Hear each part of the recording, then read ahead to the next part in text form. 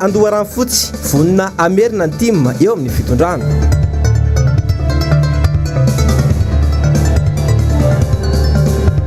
RMDM sampana Tomasina manomana hetsika goavana.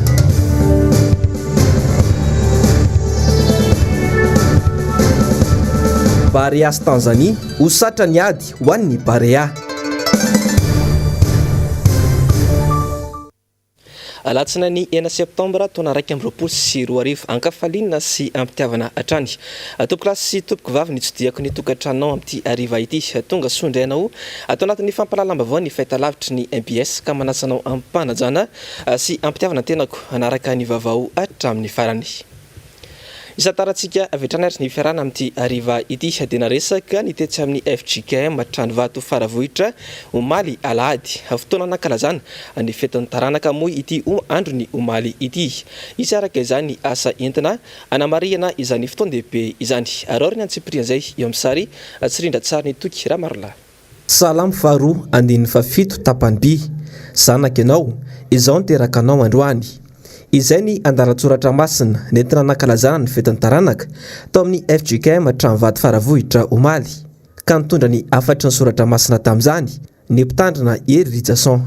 Ka eo zany dia avekiteo zay hoe ny atao hoe mino Kristy zany izay tsy manana information fotsiny momba Kristy na manana fahalalomba Kristy sy ny famonjenana taony tsy ilay anankiray zay tia mihaino tenin'Andriamanitra fotsiny dia avy eo manadino ary tsy manaraka an'izy akory tsy izay ary le fahatelo zay manapa-hevitra ihany fa inoso amin'izay amin'ny tena mahafamarena sy ny fahamasinana kanefa efa mafiady dia miverina amin'ny fanaozotozao ihany dia raha io ihany Kristy ka tsy maintsy manavitelo satria poritra na poritra na matavatra dia miverina ihany mahoafaka amin'ilay mahatelo tsy zany zany le atao hoe mino fa ny mino ilay olona izay mampiditra ny Kristy eo anatiny.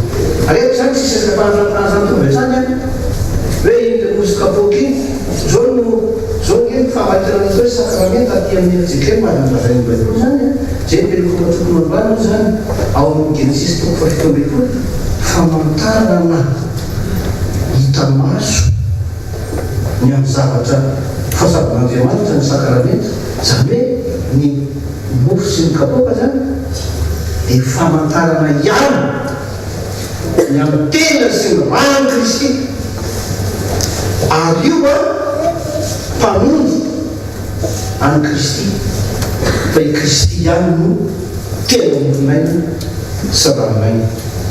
Entina anamariana ity fotoan-dehibe ity ihany koa dia isy ny asa goavana miandry ireo mpino araka ny fanazavana. Fotodrafitrasa lehibe tokoa no ahorona ho loharam-bola maharitra ho an'ny FGKM Tranovato Faravohitra.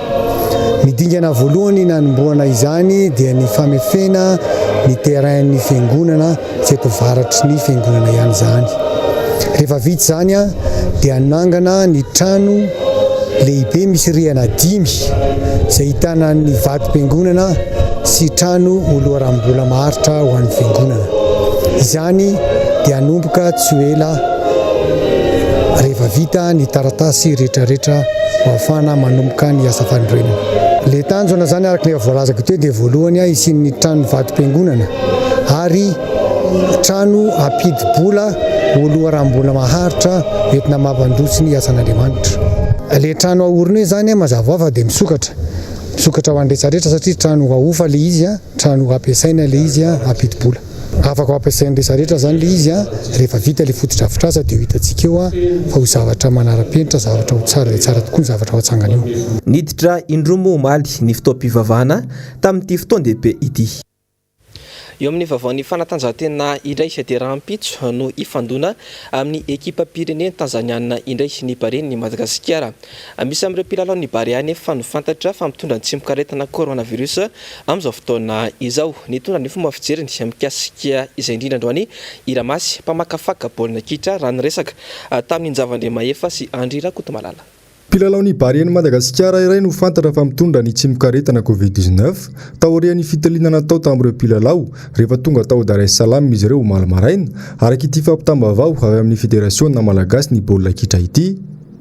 Ny alina sabotsy 7 Septambra lasa teo mantsy izy ireo no niazo any Tanzania. Nisy ny fitaliana PCR izay natao talohan'ny haingana ka negatif avokoa ny valan'izany.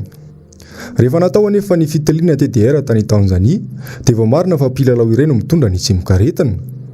Raha pitso anefa no ifandona amin'ny Tanzania ny Barian'i Madagasikara. Akoatra ny fotoana kely hanomanana ny lalao araka izany dia mety hiteraka fikorontanan-tsaina ho an'ireo mpilalao indray io zava-misy io hoy Ramasy mpamakafaka baolina kitra androany. Tsy fantatsika ve natao hoe règle de 8 heures. Zany règle de 8 heures zany mialoha amin'ny match fantatry ny mpanazatra sy ny teknisianina zany. Vao miresaka an'izay dia efa fantany izay. Ny gène rehetrarehetra sy ny zavatra misy rehetra. Isika mbola manao zavatra mihoatra an'izay ao anatin'ilay izy. Izao zany tsika andeha ho any Tanzania zany zao. Laharatsika nefany fa efatra. Laharatsika fa efatra satria le BNI zany ny voalohany zao. Mitovy laharana zany zao i Congo sy Tanzania. Dikan'izay tsy maintsy hiaro ny avantageny izy amin'ilay sahala. Surtout milalao ao tany raiky io. Dikan'izany mafy miandry ny Baria zany ao anatin'ny rehetra. Nampin'ilay hoe fionandefa misy voan'ny Covid ny mpilalao anankiray. Mety misy impact zay amin'ny lafiny anankiray. Inona ny impact? Ireo mpilalao rehetrarehetra ireo dia mpilalao any ivelany. Mila ravinahitra. Ny tompon'andraikitra amindreo mandray voly reo. Mety sahirana zany zao ny sain'ny mpilalao amin'izao fotoana izao mieritreritra an'izany hoe rehefa tonga any zany zay anefa mandeha ny compétition. Ao anatin'ilay zay zany dia fa impact ngeda be anankiray. Amiko zany ny fehany hoe tsy misy miracle aloha ny baolina kitra. Ny fahaizana zany ny 90% sy ny fandaminana rehetra ny chance 20%. Tsy tokony hisy ny tahotra sy ny enamaso eo amin'ny mpanazatra sy ny mpitondra fanjakana ary ny FMF fa raha tena te ahazo vokatra tsara isika ho hiatrany ity mpamakafaka baolina kitra ity. Tozary lasa ny fanjakana indray mantsy no mibaiko sy manao izay tiany atao amin'ireo mpilalao ho ny fanazavana ka tsy mahagaga raha ireny ny vokatra azo kanefa dia lalao iraisam-pirenena goavana no hatrehina. Nanambara moa ny mpanazatra Eric Rabesandratana androany nandritra ny valandresaka nataony tany Tanzania fa isy ny fanovana izay mety atao taorian'ireny faharesena azon'ny Barian'i Madagasikara iny. Eo amin'ny vavaon'ny trangam-piarahamonina indray dia maio atoandro io ny fohy be toerany ONEP na ny Office national de l'enseignement privé etsy Ampasamadinika. Tsy fantatra mazava nefa izay tena ny andohan'ny afo. Voafehy ihany nefa izany rehefa tonga tena toerana teo anivon'ny sampana mpamonjy voina. Tsy mbola fantatra mazava kosa hatreto ny fahasimbana nateraka ity lozan'ny tranga tamin'ny atoandro ity. Eo amin'izay vavaon'ny trangam-piarahamonina izay hatrany dia nandravandrava ihany koa ny afo tao amin'ny fokontany Analatsifaka commune Tsormandidy Fionana district Tsormandidy faritra Bongolava ny farany herinandro lasa teo. Tany nentin'ny rehatra tsy lavitry ny tanàna no nitarika ny afo vokatry ny fitsikon-drivotra mafy raha ny vaovao hatrany. Vokany hatramy misa 70 may kila tanteraka fananana maro no lasa lavenina toy ny vary, sakafo, fitafiana, lamba firakotra ary ireo fitaovan-dakozia, vola, fitaovam-pianarana, taratasy maro ary ireo biby fiompy madinika. Tsy nisy naratra na ny namony any vokatry ity loza ity fa ny fahavoazana nateraka izany betsaka izay mananika hatrany amin'ny 50 sy 300 eo amin'izao fotoana izao ireo olona traboina any antoerana. Vaovao avy any Marilambo kosa indray dia mampitaraina ny mponina ao Marilambo mantsy ny faratsy ny lalana miazo ity district ity amin'izao fotoana izao. Ankoatra ny fidangany vidim-piainana dia eo ihany koa ny fahaverezan'ny fotoana lany eny an-dalana noho izay faratsy ny dalana izay. Germain Menjanary sy Manora Andriamalala.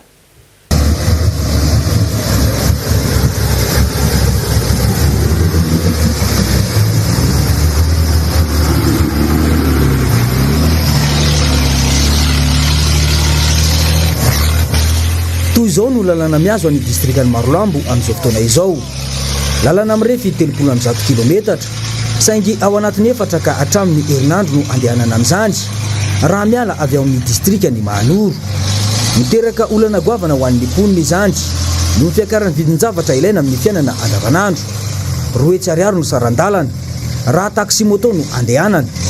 ary 7 alina ariary kosa raha fiarabe toy izao akoatra ny saranentana 570 ka hatramin'ny 1000 ny kapôgany vary 400 ny kilao ho an'ny lafarinina 704 ny kilao ho an'ny siramamy 700 ny litatra amin'ny menaka 700 ny savony etsy andaniny dia miaina amin'ny tsy fisian'ny herinaratra sy ny jiro ny poniny raha ny vaovao azo aza dia misy fotoana ray volana no tapaka izany satria tsisy mpitondra soloka noho ny fahasarotany io lalana io na ihany koa rehefa misy ny fiarabe mitondra izany dia maharitra vao tonga ao an-toerana vokatry ny farasiany lalana hatrany raha eo ihany koa no mety ho fahasimbany fiara mitondra izany ankoatra izay dia manampitrotraka ihany koa ny fahambaniany ny vidin'ireo vokatra ao an-toerana ohatra ny mangahazo 300 ny tokony raha toka 400 kosa ny tokony ho an'ny vomanga fiarabe toy izao no mpitaona olona sy entam-barotra mamonjy ny distrika ity ankehitriny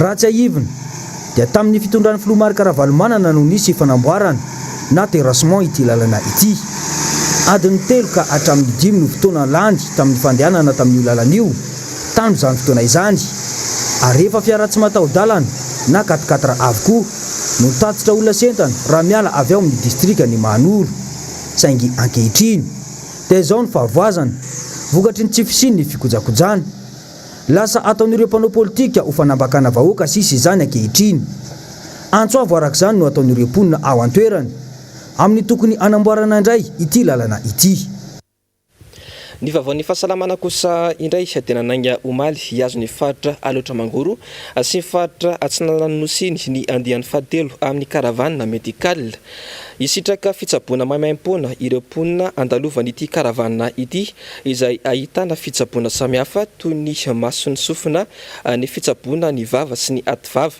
ary ny fanalana nify isy ihany koa ny fitiliana maimaim-pona ho an'ny aretina drépanocytose diabeta VIH IST ary ny cancer ny vozon'ny tranjaza eo ihany koa ny fandrindram-piterana fitarafana sy ny échographie eo amin'ny vaovaon'ny fanabeazana indray dia efa manomboka amin'ny valitry kelikely ny valim-panadinana baccalauréat ho an'ny faritra sasany eto Madagasikara atao ry ny Tomasina sy Fianaratsoa ny voaka androany ankomatsy ny valim-panadinana baccalauréat ho an'ny faritany ny Mahajanga nahatratra 250 faingo 530 isanjato ny tapahafana tany antoerana izany hoe nahitana fiakarana 7 faingo 450 isanjato raha ampitaina tamin'ny taom-pianarana 24 lasa teo iny ampiadina misa 420 sy arivo tamin'ireo 20 sy 707 voasoratra anarana ho an'ny baccalauréat ankapobeny no afaka somatsara izay manome ny tapahafana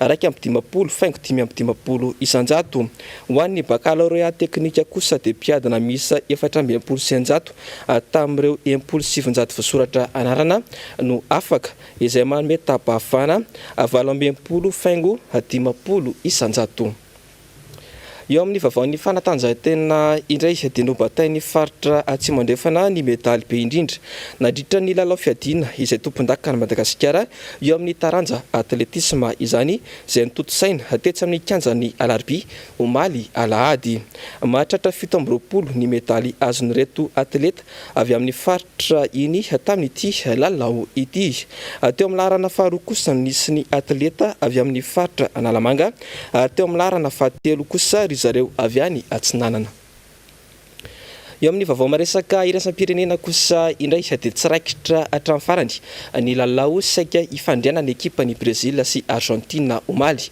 10 minitra monja ny lalaovana dia ravany baolina ando miaratiana sy tahirinena Foana ny lalao ny fanandrina ny ekipa ny Argentina sy Brésil saika ho tanterahina omaly alahady atao Sao Paulo lalao tafiditra amin'ny fifantsanana iakarana amin'ny mondial 2022 eo amin'ny taranja baolina kitra vao nanomboka 10 minitra monja ny lalao dia rava misy ireo fepetranapetraka iarovana ny mpilalao sy ho fisorohana ny mety ho fiparitany valana retina COVID-19 amin'ny lalao tahaka itony isan'ireo fepetra ara-pahasalamana napetraky ny gouvernemanta brésiliana ny tokony hihibohana mandritra ny 14 andro ho an'ireo olona avy any Angleterre mialohan'ny hiditra eo amin'ny firenen'izy ireo tsy izay anefa nozava-nitranga voalaza ho nanao filazana osika momba ireo mpilalao efatra mandrafitra ny ekipany zareo Angletera ahitana ny Emiliano Bunde, Giovanni Lo Celso, Emiliano Martinez ary Christian Romero.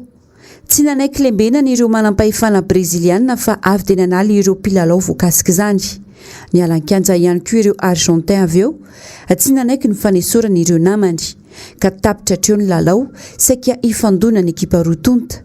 Tsy ahivina fa isan'ireo lisitra mena ny Brésil nanomboka ny volana jona lasa teo ny olona avy any Angletera, Afrika Atsimo ary Inde. Iaho zay vaovao miresaka iraisam-pirenena izay hatrany dia nosamborana miaramila avy amin'ny andian-tafika manokana notarian'ny lieutenant colonel Mamadi Doumbouya ny filohan'ny Guinée Conakry Andriamatoa Alpha Condé omaly alahady noraisin'izy ireo kosa ny fitondrana tateriny ando miaratina sy Mateo Prince amintsika ary ny atsipriany momba izay. Ny rivitrevitra ny basy amantafondro teo anoloana ilay mpampanjakana tao Conakry Guinée, firenena Atsy Afrika omaly alahady vao maraina. Nosamboriny miaramila notariany lieutenant colonel Mamadi Doumbouya lehibe ny GPS na ny groupement des forces spéciales andia tafika manokana ao antoerana ny filoha Alpha Condé 30 taona izay nitondra ny firenena nandritra ny 12 taona. Ity farany izay filoha nandresy tamin'ny fifitianana fihodinana faharoa tamin'ny salanisa 15 ny taona 12. Lany fandroany fihodinana voalo 17 ny taona 12 ary mbola nilatsaka fantelo ny taona 12 ka fihodinana voalohany dia vita tamin'ny salanisa 17 Ny lieutenant colonel Mamadi Doumbouya kosa dia légionnaire frantsay teo aloha izay niandraikitra ny fanofanana ireo miaramila sangany nanomboka ny taona 12. Efa nampiayay ny ministera ny fiarovana izy tao ao ary efa saika nosamborina saingy izao nanonga mpanjakana izao.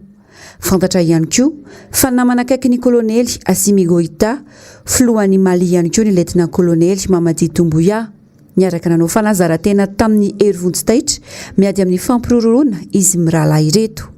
Nanao fanambarana ity colonel ity fa mitotongana ny fiainam-pirenena maro ireo alatra eo anivon'ny volam-panjakana midangana ny vidim-piainana efa tsy araky ny vahoaka guinéana intsony ny vidinentana.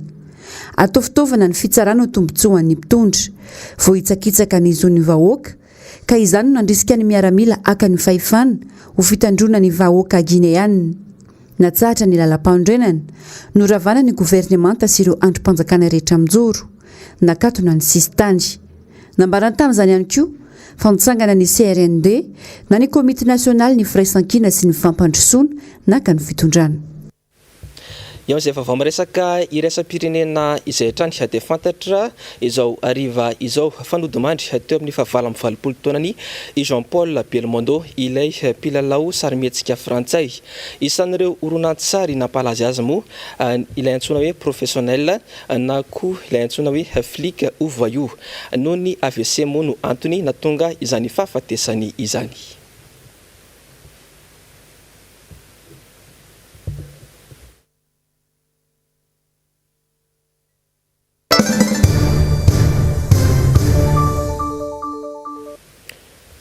Araky ny famantarana manokana hitantsika teo iny dia hiditra tanteraka atao anatin'ny vaovao politika isika manomboka eto.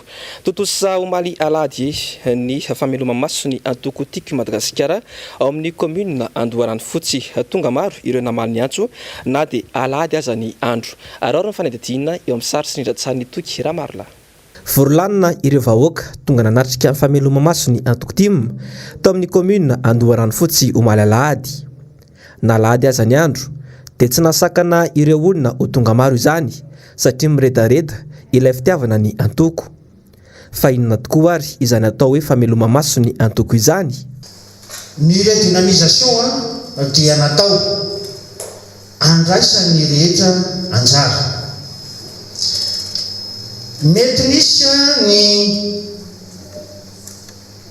mety disadisa na olana madinika teny amintsika tsiray avy na teny anivon'ny fokotany na teny anivon'ny commune fotoana zany zao ahafahantsika miroso amin'izany hoe dingan'ny fampiroboroboana ny antoko zany ka ny fotoanandroany dia teboka anankiray iandrayntsika amin'izay ireo dynamisation zay atao anatin'ny commune Andoran'ny Fotsy.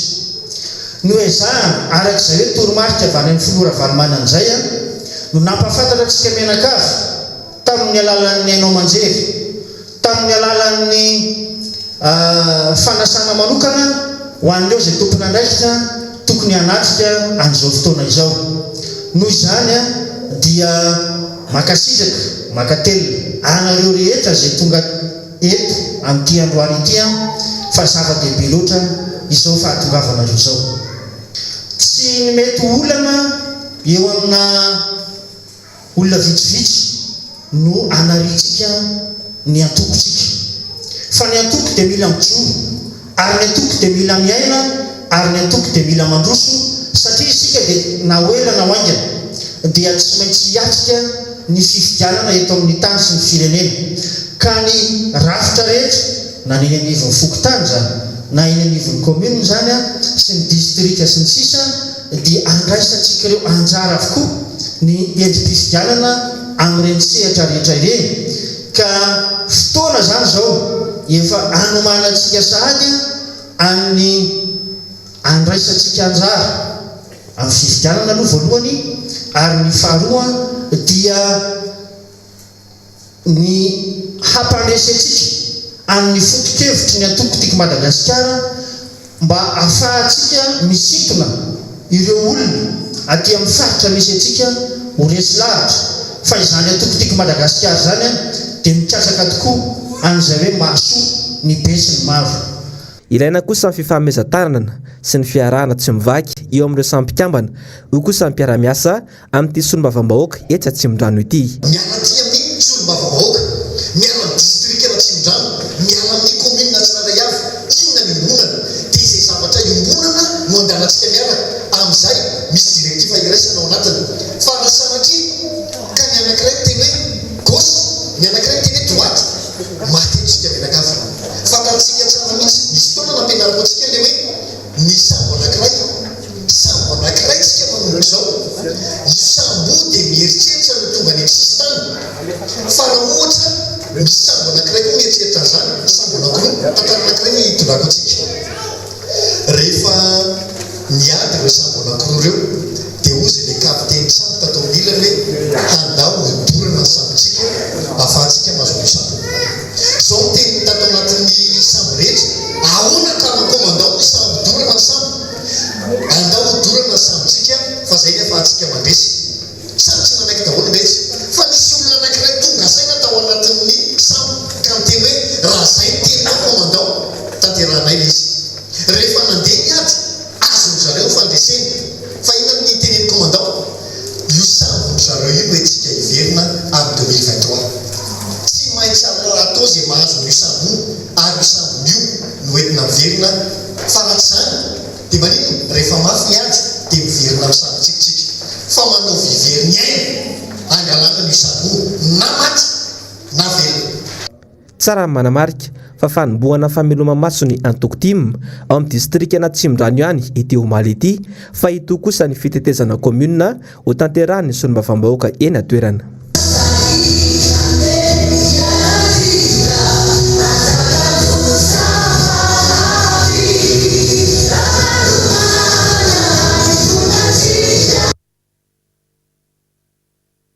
dia tsy mijanona eto amin'ny faritra Antananarivo irery ihany fa mielipatrana manerana ny faritany enina ny fanaovana ny redynamisation na ny fameloma-maso ny antoko tiako i Madagasikara.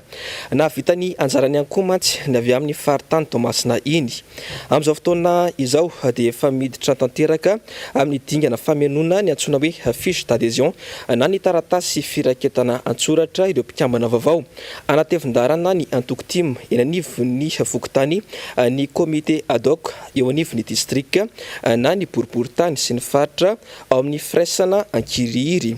Tsy hijanona amin'ny fanavoazana ny rafitra sy fampitomboana ny mpikambana fotsiny moa ny fameloma-maso izany tanterahany antoko-tim amin'izao fotoana izao, fa manao laharam-pameana ihany koa ny fanabeazana sy ny fampiofanana ny tanora ho tonga olona ho tena tompon'andraikitra ahafahana miatrika ny tena politika marina.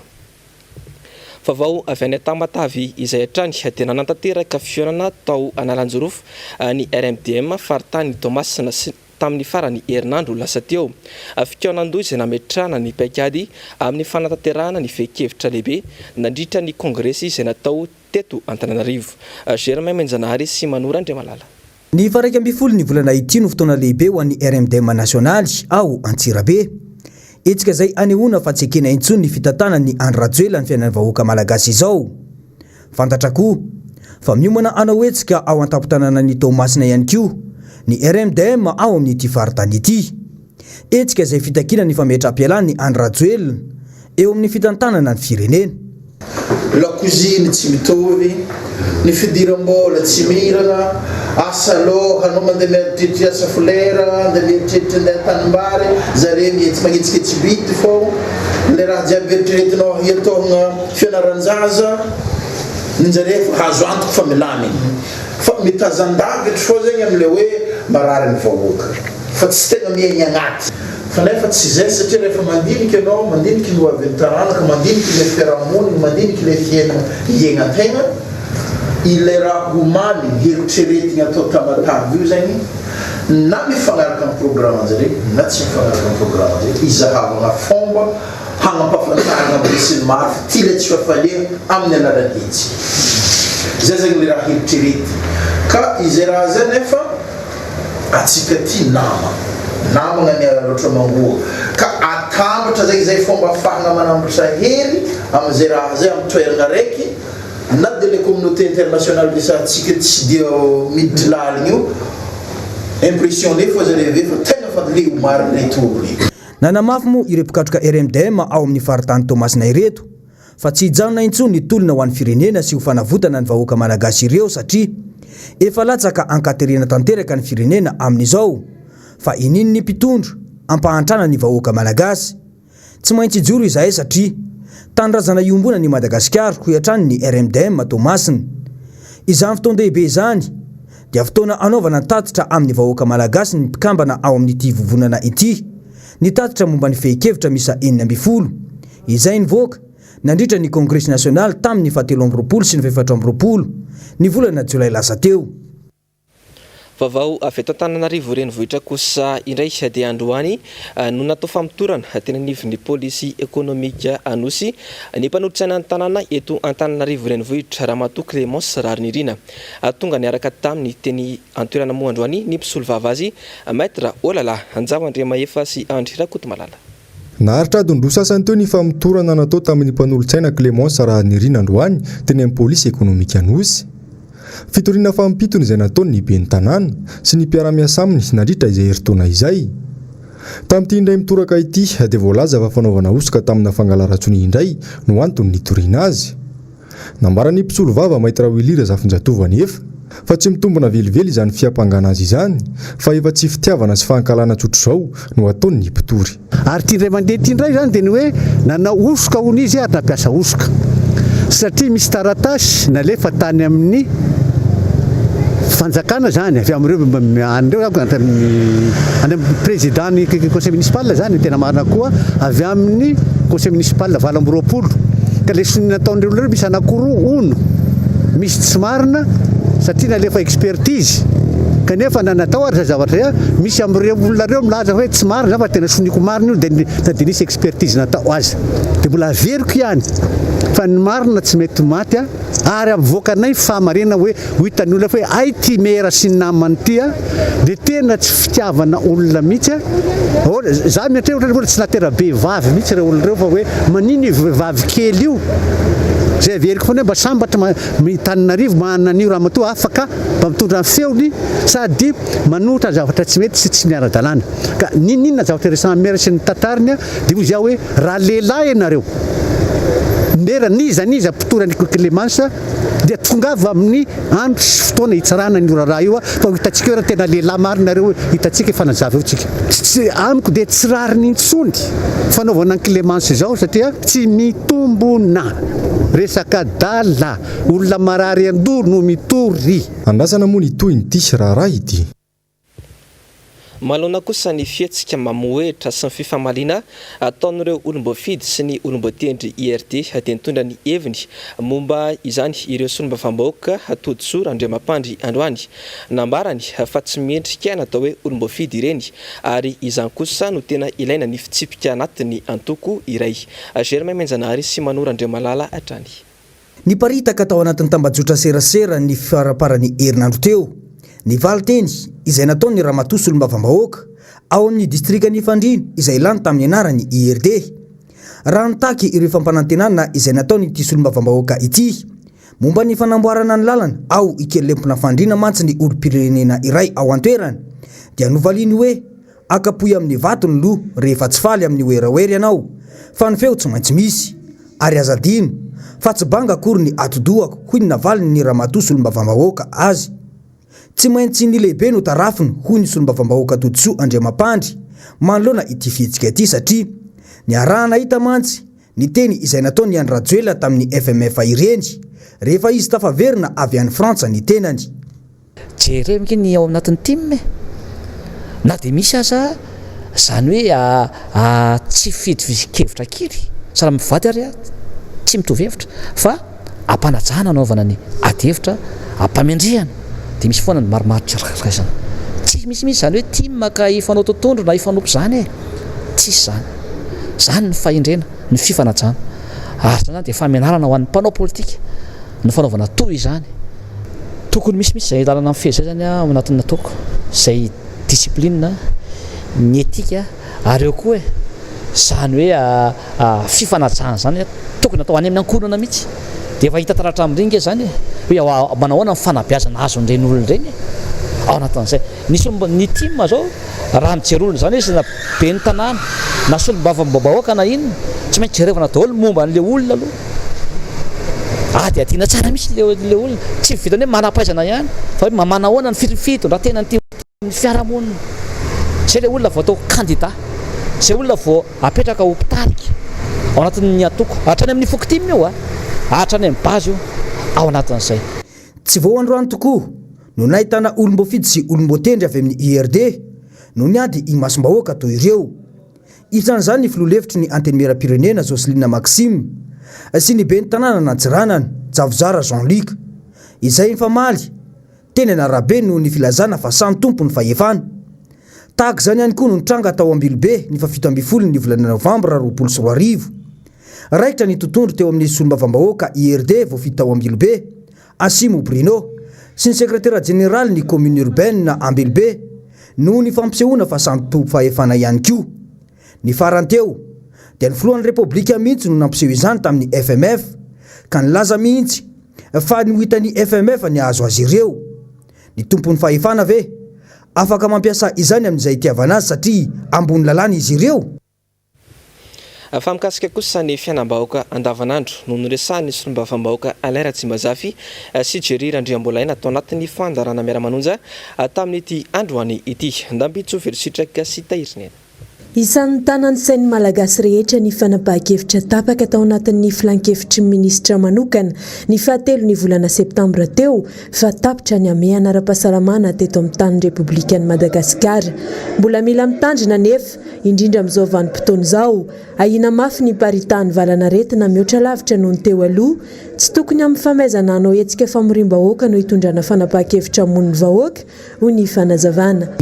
Fandriny rehetra nge no afaka ao anatin'izany amehana ara-pahasalamana zany mba hitodiana amin'ny fampivoarana ara-toekarena sy atao hoe ny asa mba hiverena ny asa andavanandro fa ny baraingy be mipetraka dia ny hoe tena mifanaraka marina ve ny vanim-potoana nandraisana n'iny fanapahan-kevitra iny ny zavatra misy iainan'ny olona amin'ity resaka coronavirus ity satria hitantsika tsara ny vokatra mandeha amin'ny hainao manjerim-panjakana fa mbola misy ny nouveau cas tsika na ny tranga vaovao an'ireo olona izay voan'izany coronavirus zany ary misy ihany koa ny mbola lavony zany aretin' zany fa ny zavatra tsapa angamba dia hoe noho ny fahamaizana fotsiny ve anao an'ilay fitokanana ny kianjam-parea no natonga ny mpitsambana amin'ny gouvernement ray manontolo miaraka amin'ny filoham-pirenena mandray an'izany fanapahan-kevitra zany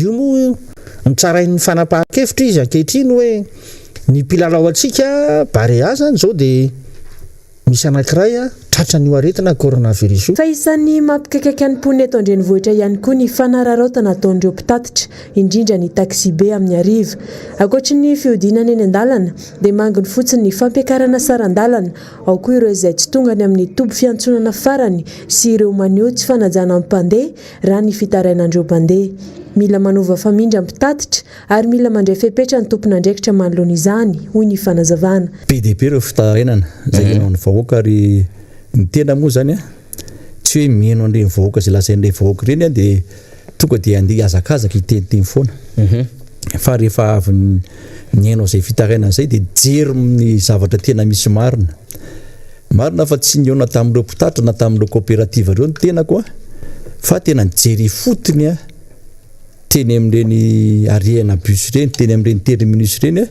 dia hita sy voapirofo tokotrany fa tena tsy ara-dalàna nataon'ireo mpitatitra ireo ary tena mikaikaika zany ireo vahoaka ireo efa ela izy io ny eno ary efa niezaka ihany ny teny tamin'ireny atao hoe coopérative ireny fa ohatrany hoe mitohy foana zany le zavatra ataon'ny zareo ary zay zavatra dia anisany tsy ekena mihitsy satria misy ny ministera tompon'andraikitra zany misy ihany koa zareo amin'ny ATT zay tokony hijery manokana an'izy ireny satria matoa zany ty zavatra ty hoentiny atao amin'ny miara-manonja na manafaniry dia efa tena tsy zakany vahoaka tsony no miaina an'ilay izy raha malala ny atao hoe efa tsy fananana asa sy atao hoe fahantrany le vahoaka malagasy zany ireo olona ireo zany raha mivoaka ny trano efa tena voafeo tiany frais isan'andro ho an'ny mpianatra ho an'ny mpiasa koa ohatr'izay ho ataontsika ho an'ireny mpandrarary mpivarotra majinika eny koa ohatr'izay amin'ny ankapobeny dia mbola miaina anaty amin'ny lafindrehetra ny vahoaka malagasy ary mbola mila fanovana betsaka izay toa tsy sainy ny mpitondra akory ny mikasika izany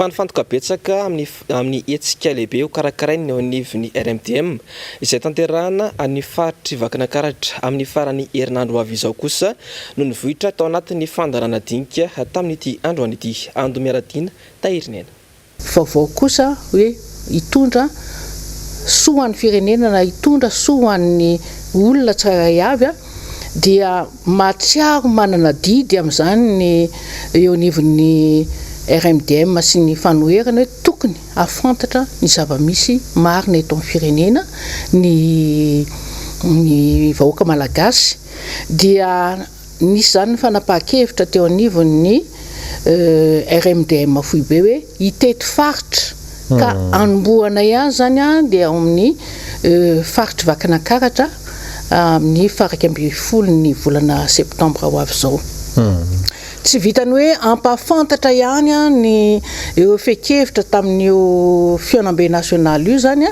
fa indrindrindrindra ihany koa isy ny fikaonan-doha paritra amin'ny faritra vakana karatra zany izay ionan'ireo erivelona rehetra mbola ambaraka any tsy amin'ny nivon'ny RMDM ihany fa misy ny fikambanana misy ny antoko politika hafa misy ny olon-tsotra fa indrindrindrindra fatatsika fa any amin'ny faritra iny ny tantsahany tena betsaka ary manana etaeta maro samihafa izy ireo tsisy mpiaino dia anisany iaino zany hoe feom-bahoaka sy ny fitaraina ny olona rehetra zany amin'izao zava-misy eto amin'ny firenena izao ka anisany ataoko hoe anlara-pahamehana zany zay hoe fidinana ifotony afatarana ny zava-misy marina eny anivon'ny fiarahamonina eny eny anivon'ny faritra indrindrindrindra ary ahenona ihany koa zay hoe asan'ny fanoherana eny eto amin'ny firenena dia izay koa ry tompoko lahy sy tompoko vavy netiko manakatona ny fampalalambavao tamin'ity androany ity isoraka ianao nanaraka izany hatramin'ny farany aza-donona fa mbola misy ny fandarana global news aorin'izao fampalalambavao izao aorin'izay kosa ny fandarana dinika ka hovahiny Joël Rahala vohita ao anatin'izany fandarana izany kosa ny secrétaire général ny RMDM Ramatoa Olga Malason aorin'izay kosa ny oronan-tsary atoditry ny MBS ho anao kosa amin'ity alina ity dia mitondra ny lohateny hoe big business ny sampana fampalalambavao kosa dia mametraka ny veloma mandrapitafa aminao ho amin'ny rampitso indray tompoko lahy sy tompoko vavy veloma tompoko